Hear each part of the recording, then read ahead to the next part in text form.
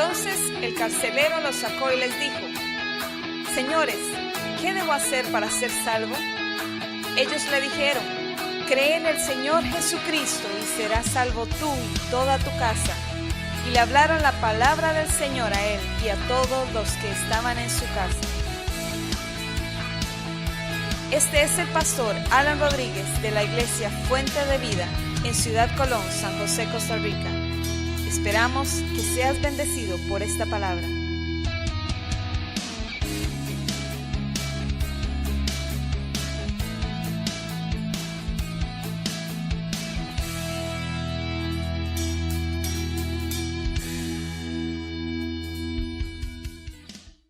Muy bien, les voy a pedir con todo respeto su atención. Vamos a hacerlo lo más rápido posible el mensaje. Eso sí, necesito su atención para que podamos permitir que el Espíritu Santo de Dios penetre a nuestro corazón, pero también a nuestro intelecto y a nuestro conocimiento. Es importante el conocimiento, Pablo lo dijo así. Muchos perecen por falta de conocimiento. Amén. Ok, iniciamos. El estudiante de un doctorado en la Universidad de Princeton preguntó a su tutor, su profesor: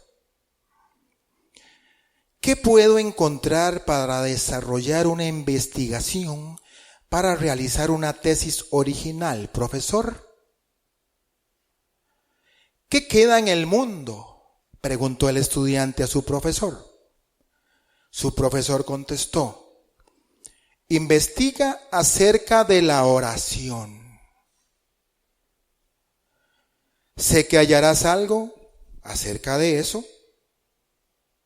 Estoy seguro de que lo podrás hallar, algo. Gracias, profesor Einstein, le dijo el estudiante. Qué interesante que este genio de genios hubiera estado inquietado por esta herramienta, vehículo, canal, comunicación, etcétera, etcétera. La oración siempre ha sido uno de los fundamentos más sólidos de la fe cristiana. Es imposible separar la oración del cristianismo. Es imposible separar al cristiano de la vida de oración. ¿Amén? ¿Me están siguiendo? De hecho, en su momento los discípulos de Jesús, pudiendo haberle pedido a él: enséñanos a caminar sobre el agua, enséñanos a resucitar muertos, a dominar tormentas, a echar fuera demonios, a hacer posible que 5,000 personas coman hasta saciarse con unos cuantos peces y unos cuantos panes. Enséñanos a predicar. Queremos aprender a convertir el agua en vino.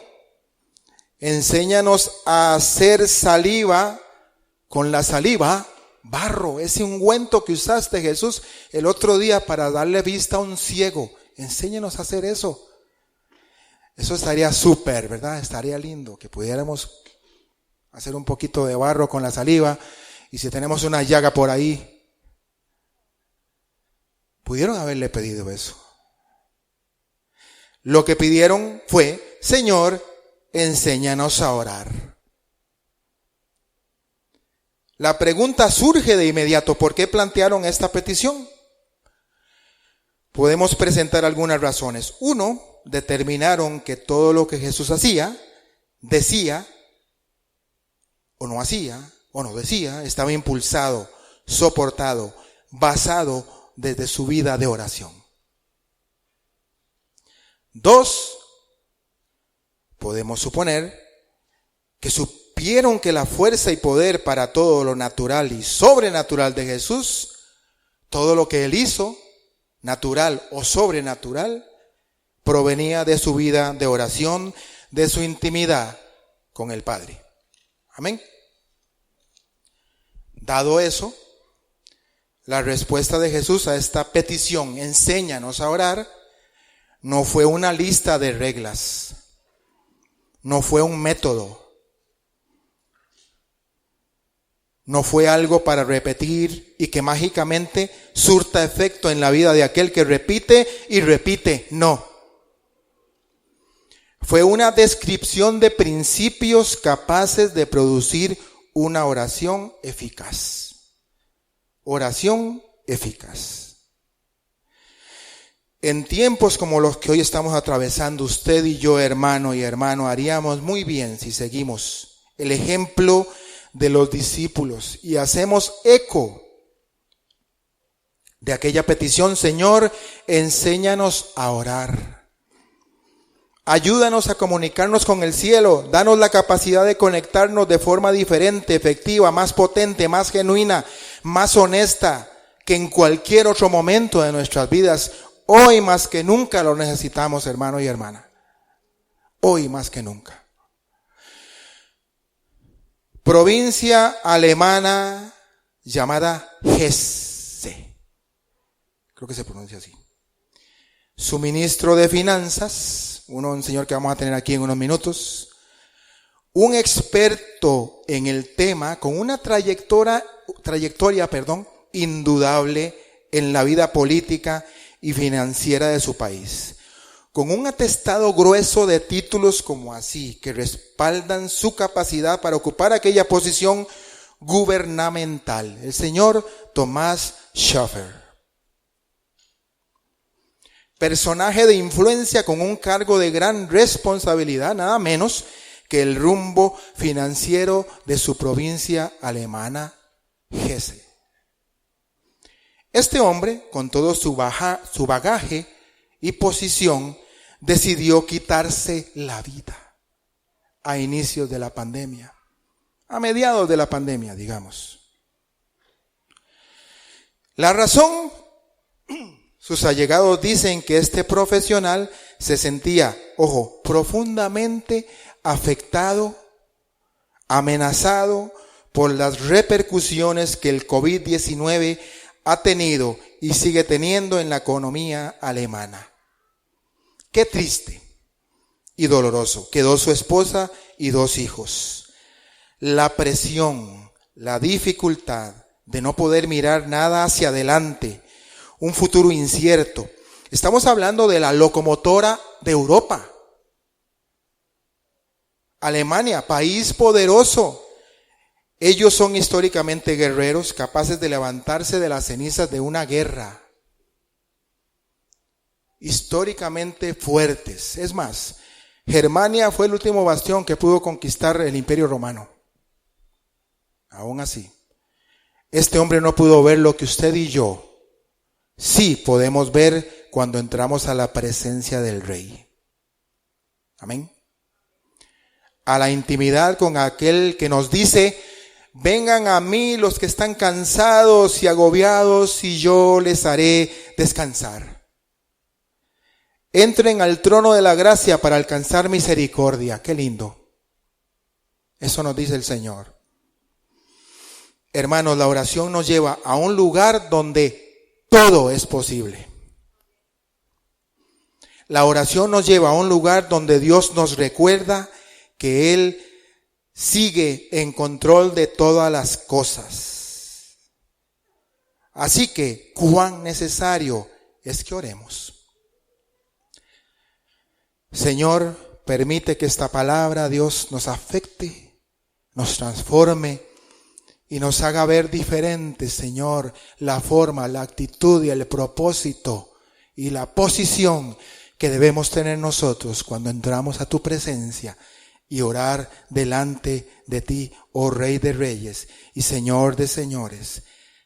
Danos la fuerza, la sabiduría para estar delante de ti en oración, en intimidad. Amén. Amén.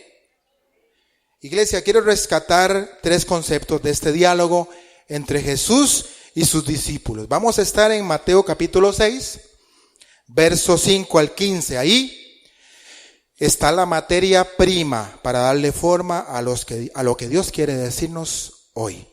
Vamos a leer Mateo capítulo 6, versos 5 al 15.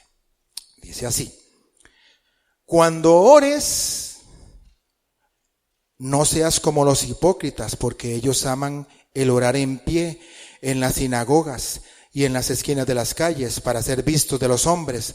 De cierto os digo que ya tienen su recompensa. Mas tú cuando ores, entra en tu aposento y cerrada la puerta, ora a tu Padre que está en secreto, y tu Padre que ve en lo secreto te recompensará en público. Y orando no uses vanas repeticiones, como los gentiles, que piensan que por su palabrería serán oídos. No os hagáis pues semejantes a ellos, porque vuestro Padre sabe de qué cosas tenéis necesidad antes de que vosotros las pidáis. Aleluya. Vosotros pues oraréis así: Padre nuestro que estás en los cielos, santificado sea tu nombre.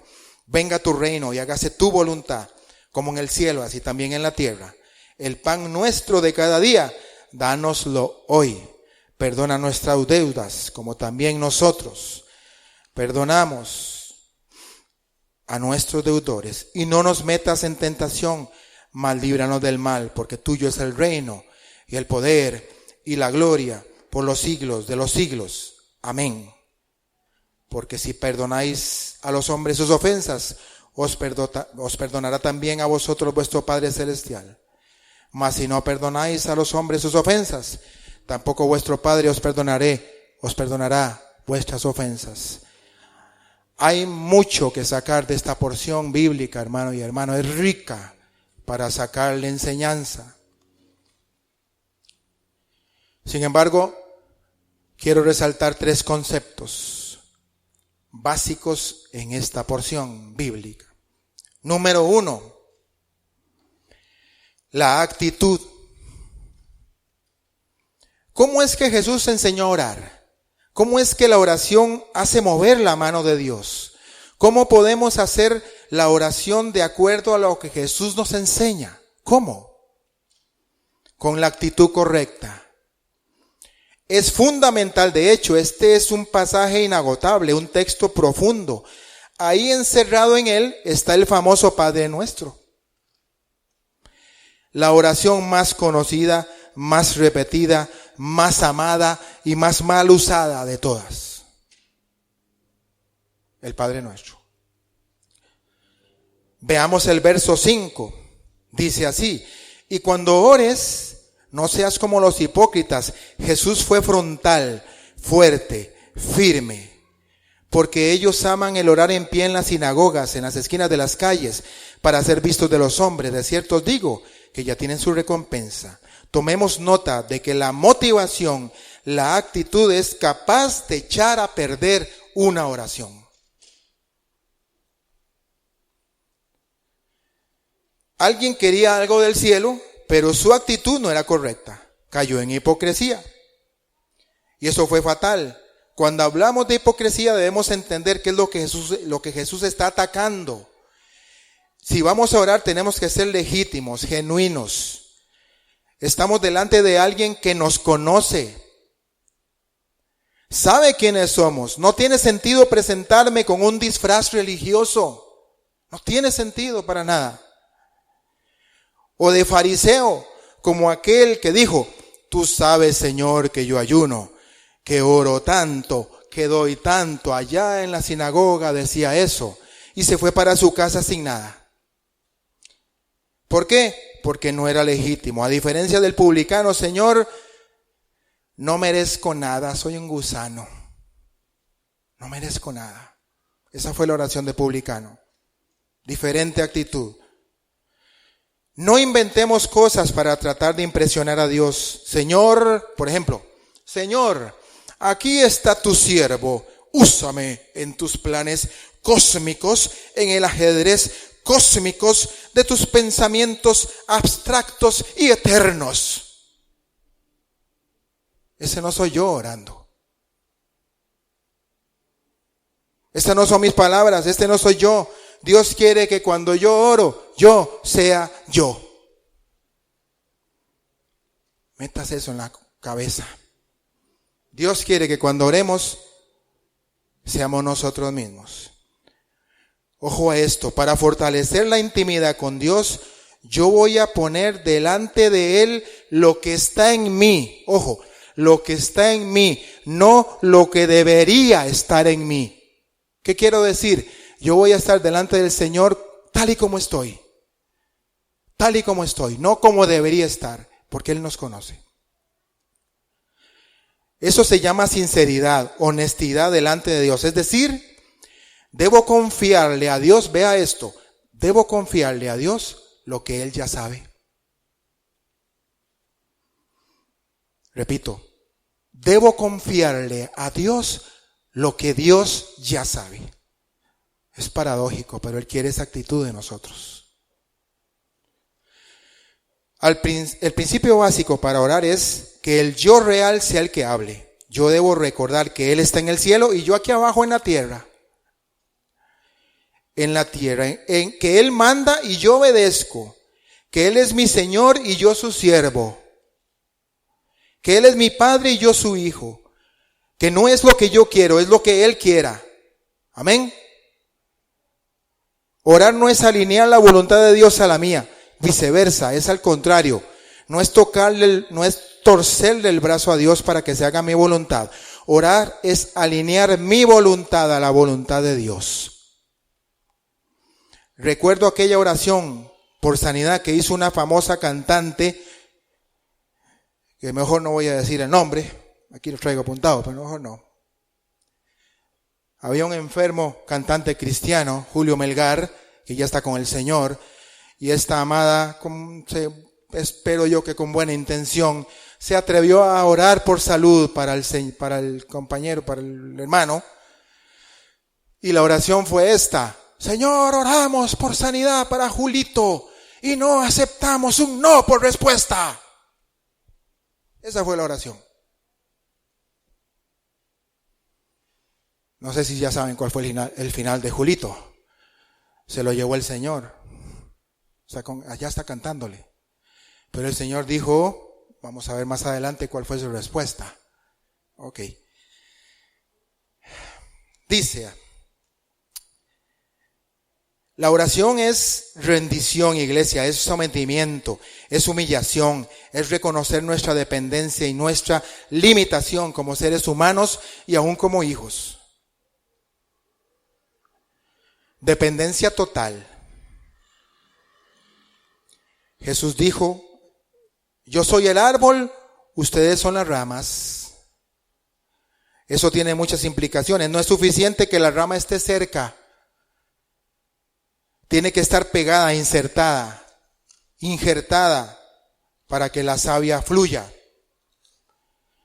Cada vez que oramos estamos enviando un mensaje a Dios. Te necesito. Y cada vez de que voy a tomar una decisión, sea cual sea, y no oro, también estoy enviando un mensaje al cielo. No te necesito. ¿Cuál mensaje estamos enviando? ¿Cuál mensaje estoy enviando yo cuando voy a tomar una decisión, pequeña o grande? Dios es nuestro recurso más importante. Dios es nuestro único recurso.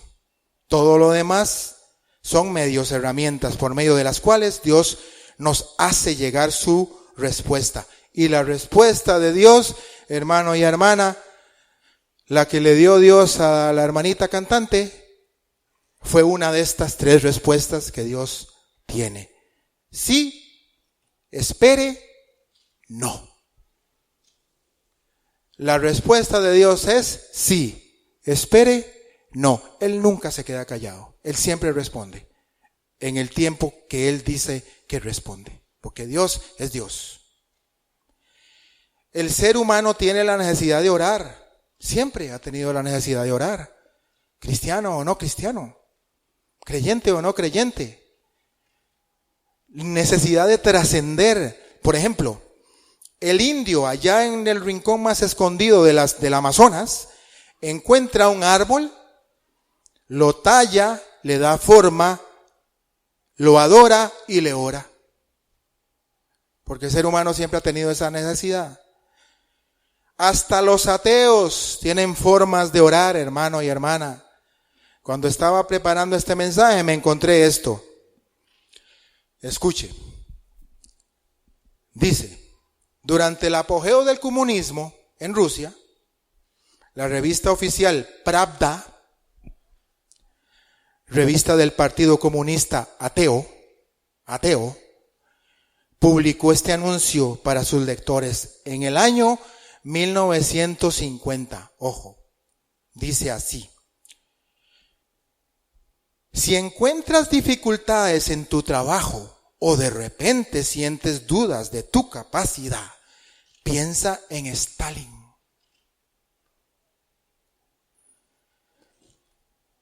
Y hallarás la confianza que necesitas. Si te sientes cansado cuando no deberías estarlo, piensa en Stalin y tu trabajo marchará bien.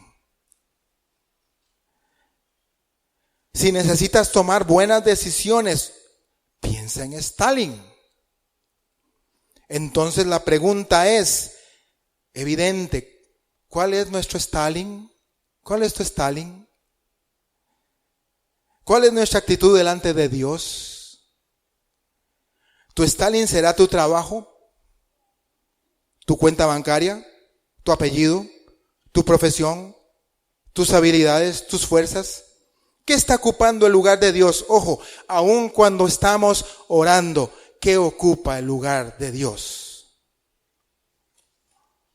Cuando estamos orando, ¿estamos dependiendo del Señor o estamos pensando en el Stalin? Por si acaso, Stalin fue un líder ruso del gobierno ruso muy famoso, implantó el comunismo, es el padre ruso del comunismo. Tan es así que usted va a Rusia y ahí lo tienen, embalsamado. Esperemos no estar embalsamando nuestra cuenta bancaria como fuente de esperanza, o nuestro apellido, o nuestra profesión. Cuidado. ¿Ante qué me humillo?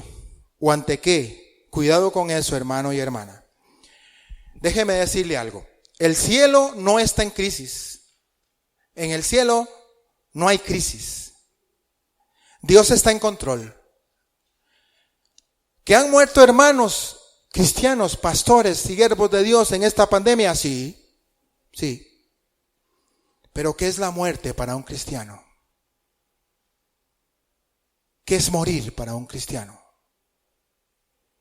Es la reunión con su amado. Es el fin de todas las tribulaciones. Es el inicio de la verdadera vida. Es vivir por siempre. Es llegar a la meta. Es llegar al final de esta carrera. Pablo dijo: para mí el vivir es Cristo y el morir es ganancia. Es acariciar el rostro de Cristo. Yo quiero morir. Que me lleve. Es encontrarse con tus hermanos allá, y se lo digo, si alguno aquí ha tenido un familiar creyente que ya no está, allá los vamos a ver. ¿Dónde sacó eso usted, hermano? ¿De dónde saca esas ideologías extrañas? Lo que ya les dije el otro día, cuando Jesús se transfiguró en el monte, Pedro dijo: Señor, permíteme hacer una enramada para Moisés, otra enramada para ti y para mí, y otra enramada para Elías. En ninguna parte de la Biblia dice que el Padre dijo: aquí, Pedro, este es Moisés y este es Elías, te los presento. No dice eso. Pedro los reconoció. Pedro no tenía en su mesita de noche la foto de Moisés, ni en la mesita del lado de la esposa la foto de Elías. ¿O sí? Hay algo sobrenatural que va a hacer que nosotros podamos reconocer a nuestros seres amados allá en el cielo. Yo lo creo. Amén. Por supuesto que creo en milagros, hermano y hermana. Y he sido testigo de ellos. Mi papá ya está con el Señor, pero fue un milagro viviente. A mi papá le encantaban los caballos. Vivía montado en un caballo. Tan es así que cuando estaba acostado y tenía ganas de orinar, no se ponía unas pantuflas, se ponía las botas para ir al baño. en pijamas, a veces en ropa interior, pero se ponía las botas de montar. Amaba a los caballos. Un día decidió amansar una yegua un poco briosa, ahí cerquita de donde es ahorita el Real Cariari, ese mall que hay ahí. Iba por un lado de la calle, pasó un carro un poco bulloso y la yegua brincó. Y mi papá cayó con todo y yegua y se golpeó la cabeza. Llegó a la casa hablando en arameo del golpe. Yo no le entendía nada. Papá, ¿qué tiene ahí? Yo, ¿qué le pasó? No me podía explicar nada. Yo le vi el golpe, pero no le vi un gran golpe. Lo llevamos al hospital, al México. El doctor de emergencias cuando lo vio dijo hay que pasarlo inmediatamente. El hematoma no salió, se metió en el cerebro y está oprimiendo, hay un derrame ahí. Lo metieron, duró 3, 4 días, 3 por ahí. El doctor nos llamó y fuimos a verlo y nos dijo, prepárense porque vamos a hacer una operación, tenemos que hacer un hueco aquí, otro aquí, otro aquí, otro aquí, para drenar eso que está ahí. Eso sí, es muy probable que su papá no vuelva a caminar nunca más en la vida, porque están afectadas ciertas partes del cerebro, que es la motora que mueve las extremidades inferiores. Así, intimidad con Dios, oración con Dios. Señor, mira la situación de mi papá, mi mamá, mis hermanos, todo el mundo orando por él. Para no hacerles el cuento muy largo, cuando fuimos a la cita después para revisión, el doctor dijo, ¿y dónde está el paciente? Porque mi papá entró caminando. Nunca ocupó silla de ruedas, no señor doctor, nunca ocupó. Porque tenemos un Dios poderoso, creo en milagros. Él es bueno y para siempre su misericordia. Una vez estamos en un culto y entra una muchacha desesperada, interrumpe el culto y dice, necesito que vayan a mi casa a orar por mi mamá. Tiene un cáncer de pecho y está avanzado, está muy feo, está deprimida, ya ni las cortinas abre del cuarto. El pastor asignó a otro pastor para que fuera a orar, dentro de esos iba yo. Yo era el ministro de alabanza o de música, como quiera llamarle, oficial de la iglesia, de la congregación. Entonces nos fuimos. Cuando llegamos a la casa nos recibió otra de las hermanas, otra de las hijas de la señora. Nos dijo, pasen adelante, entramos, abrimos la puerta. Cuando abrimos la puerta, el cuarto estaba oscuro. Había un olor pútrido en ese cuarto. Había una cama grande, en ella una señora. Alrededor de unos 70 años, más o menos. El olor se percibía feo. Cuando entramos, la señora reaccionó un poquito, nos volvió a ver. Entonces el pastor que iba delante de nosotros comenzó a orar, ni siquiera le dijo nada. No le dijo nada. En el nombre de Jesús, cáncer ahora mismo, en el nombre de Cristo, por el poder del Espíritu Santo y por la llaga de Cristo, ahora es echado fuera para la gloria de Dios. Y hermano y hermana, cuando él estaba orando y antes de terminar de orar se oía así, voy a arrugar mi bosquejo.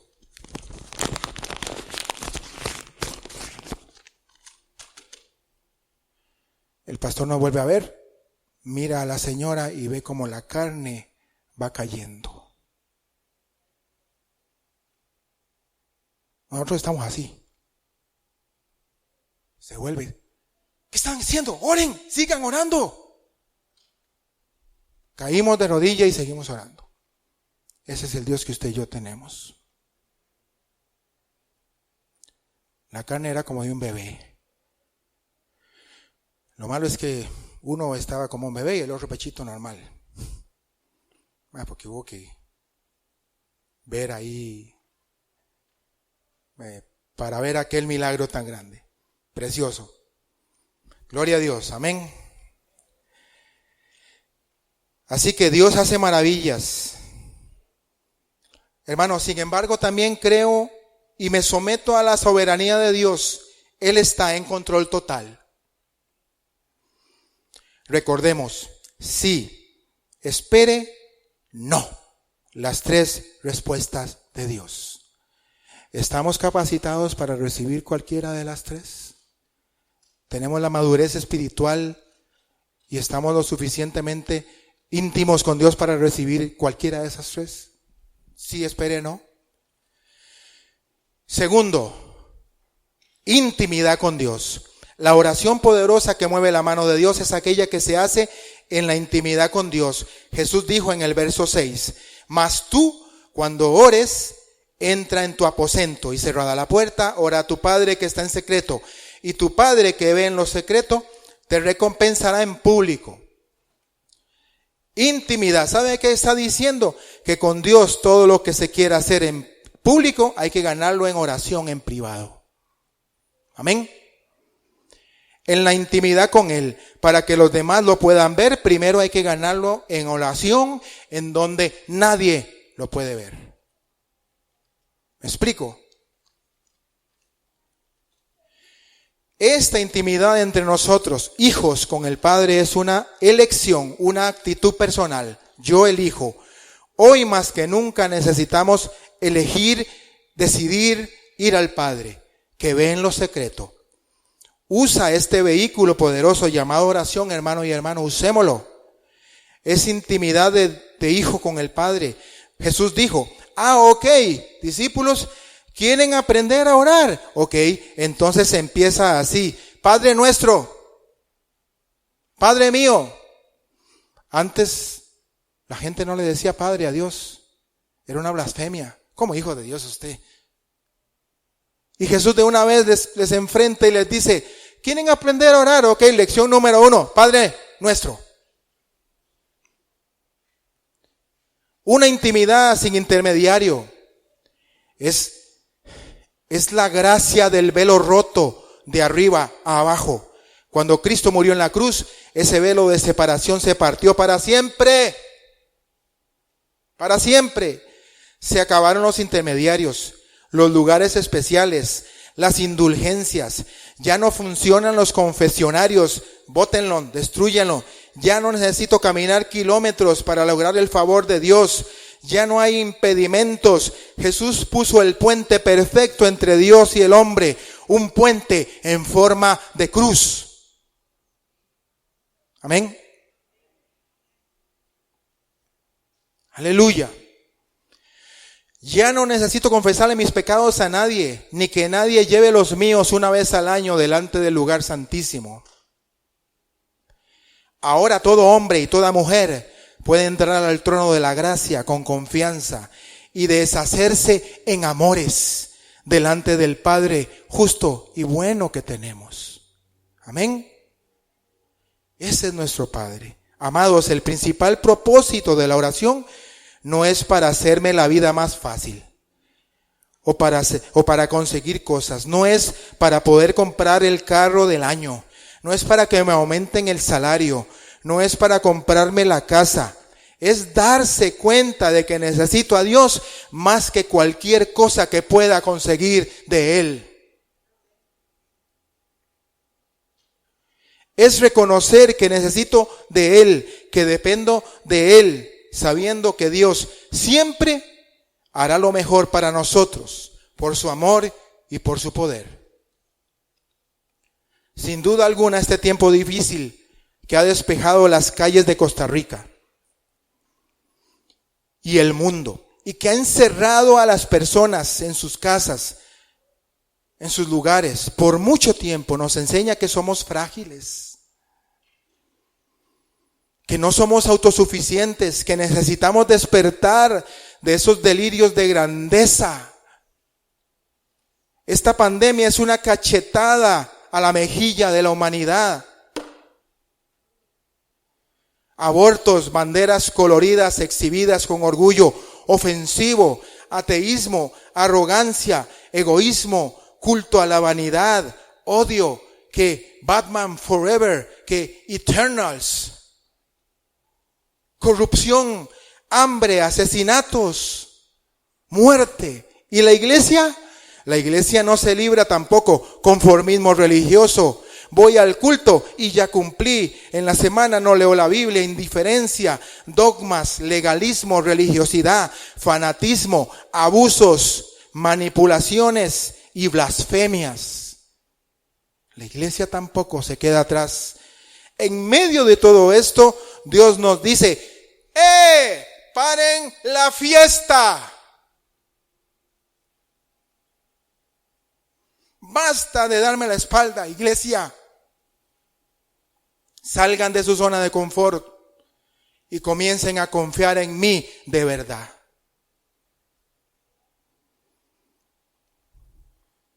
Yo, Dios, tengo el control. Iglesia, necesitamos orar. Necesitamos orar. Número 3, y termino. Necesitamos cambiar. ¿Recuerdan? Actitud primero. Ese fue el punto. Ahora vamos al tercero. Necesitamos cambiar. Dice el verso 10, venga tu reino, hágase tu voluntad, como en el cielo, así también en la tierra. Significa que tus valores, tus principios, tus planes sean mi meta. Dios, antes de cambiar las circunstancias, cambia a las personas. Escuche eso. Antes de cambiar tu circunstancia, mi circunstancia, quiere cambiarme a mí, quiere cambiarlo a usted.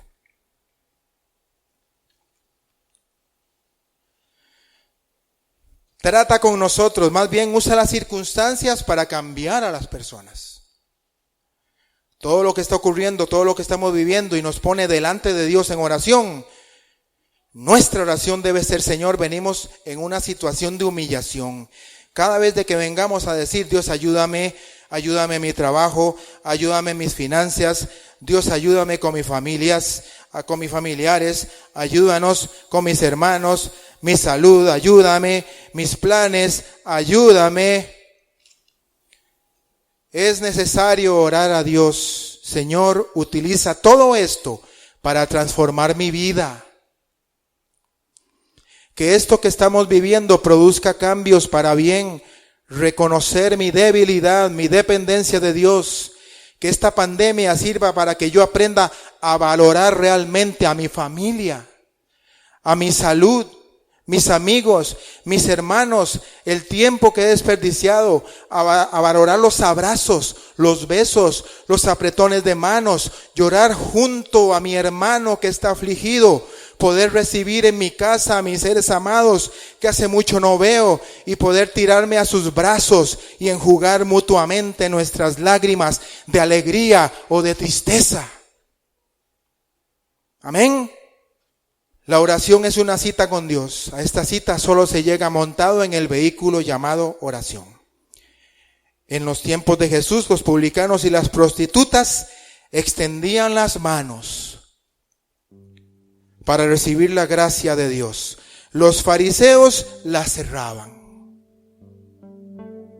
Hoy podemos orar a Dios con nuestras manos abiertas, con humildad y reconociendo nuestra necesidad. O podemos cerrarlas de forma arrogante y continuar por el camino errado de la autosuficiencia. Hermano y hermana, termino con esto. ¿Alguna vez usted ha pensado en las oraciones que Jesús no hizo? Yo si viera cómo pienso en las oraciones que Jesús no hizo. Las que hizo son maravillosas y reveladoras. Sin embargo, las que no hizo llaman mucho la atención. Las que no hizo. Por ejemplo, Juan el Bautista. Jesús no ora diciendo: Padre, sácalo de la cárcel. Seguro usted y yo hubiéramos orado: Señor, destruye esas rejas y sácalo, aleluya. Así hubiéramos orado usted y yo por Juan el Bautista. Jesús no oró por Pedro para que no fuera zarandeado. Usted y yo seguro hubiéramos orado: Señor, libra a Pedro de la zaranda, de la prueba. Glorifícate en Pedro. Así hubiéramos orado. Jesús no oró así. Jesús oró pidiendo que la fe de Pedro fuera fuerte para atravesar aquello, sabiendo que al regresar volvería un Pedro más sabio, más fuerte, capacitado para reforzar a sus hermanos. Es evidente que esta pandemia ha zarandeado y sigue zarandeando a millones de Pedros en el mundo. Para que luego de pasar por todo esto, nosotros los Pedros podamos regresar más fuertes, más dependientes de Dios, más sabios y por supuesto con una fe más genuina, más establecida y más fortalecida. Nosotros los Pedros. Señor, ora para que no nos falte la fe. Que podamos regresar como Juan el Bautista, no como una rama mecida que se quiebra en el viento, dijo Jesús, sino como aquel de quien Jesús dijo, no habrá otro profeta como Juan el Bautista. Que podamos salir de la prueba como salió David luego de años de persecución de Saúl, pulido y listo para ser rey de Israel. Mi fidelidad a Dios, mi fortaleza espiritual, mi dependencia o mi independencia de Dios, mis convicciones, mis fundamentos, mis raíces espirituales, mi carácter, mis decisiones, mi servicio a Dios, mi vida espiritual y mi actitud están siendo probadas hoy con esta pandemia. Y desgraciadamente muchos no han pasado la prueba. Oramos porque nos sentimos débiles, solos, desconcertados. Oramos para asegurar que no estamos solos, porque queremos agradecer su amor, su compañía, su provisión. Oramos para pedir perdón, para pedir fuerza, porque nos sentimos pequeños, etcétera, etcétera. Hay muchas motivaciones para orar, hermano y hermana. ¿Cuál es la tuya? ¿Cuál es la mía? ¿Qué nos motiva para orar? Etty Hillesum, holandesa, judía. Las palabras que voy a narrar las escribió el 18 de mayo de 1942. Estando en Auschwitz, campo de concentración alemán. Lo sabemos gracias a su diario. Para este momento sus padres ya habían muerto por gas. Los habían gaseado, como llamaban. Sus dos hermanos habían muerto en el horno nazi. Dos hermanos. Ella escribe esto en su diario. Las amenazas y el terror crecen día a día. Me cobijo en torno a la oración, como un muro que ofrece reparo. Me refugio en la oración, como si fuera la celda de donde nadie me puede sacar. Tan recogida, concentrada y fuerte estoy, que esto me impedirá, al orar, destruirme, perderme y arruinarme.